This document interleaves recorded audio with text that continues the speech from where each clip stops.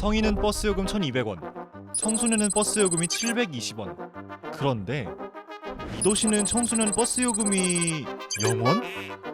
에이, 아니죠? 네, 저희 버스비 안 내요. 진짜 무료예요. 화성시 무상교통은 이제 시행한 지 1년이 됐습니다. 화성시에서 제공하는 무상 교통카드를 사용하면 한 달에 한 번 사용한 만큼의 교통비가 통장으로 환급된다고 해요. 한 달마다 다시 제 통장으로 들어오니까 용돈 받는 기분도 들고 좋아요. 버스비 무료라는 파격적인 정책 실험을 하는 화성시. 이 도시는 왜 무상교통 정책을 하는 걸까요? 화성시는 서울보다 면적이 약 1.4배가량 넓고 농촌과 도시가 공존하는 도농복합지역이라 버스 노선을 늘리는 등의 대중교통 인프라 확장 정책을 펼치기 어려운 경향이 있다고 해요.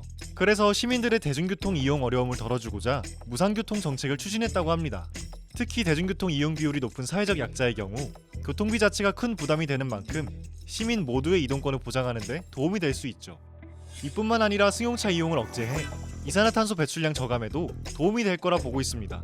현재 이 정책에 대한 시민들의 반응은 대체로 긍정적이죠. 저희가 6월 15일부터 21일까지 7일 동안 이용자를 대상으로 만족도 조사를 했는데요. 993명이 응답을 해주었고 만족한다라는 응답이 86.7%로 나왔습니다.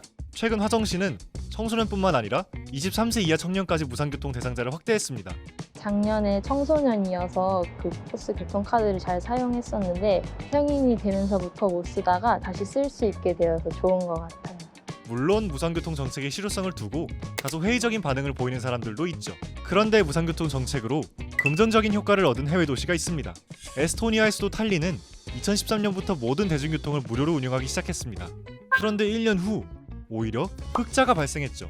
교통 관련 예산은 늘었지만 교통체증이 감소하고 인구 유입이 늘면서 도시 전반적으로 경제가 활성화된 덕분이라고 합니다. 무상이라는 단어에 부정적인 견해도 많이 있었지만 해외 사례를 비추어 보면 교통 이용량 감소랑 시민의 이동성 증가, 이동권 보장을 따른 빈부격차 해소, 인구 유입 등 긍정적인 효과들을 많이 확인했습니다. 화성시에서 발표한 자료에 따르면 무상교통을 통한 예산 절감 항목을 확인한 결과 교통 개선, 환경 개선, 경제 활성화, 건강 증진 등 연간 87억 원의 사회적 편익이 발생했다는 분석이 나왔죠. 무상교통으로 대중교통이 활성화되면서 개인의 자가용 이동이 감소되었고 도로 위 혼잡으로 인한 시간적 비용 또한 감소하였습니다. 비교적 최근에 실시된 정책이라 앞으로의 상황을 더 지켜봐야겠지만 무상교통 정책이 잘 자리 잡은 해외 사례가 있는 만큼 의미 있는 변화를 기대할 수 있지 않을까요?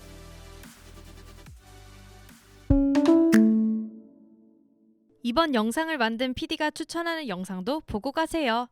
스브스 뉴스의 다른 영상을 즐기시려면 구독 버튼을 꼭 눌러주세요.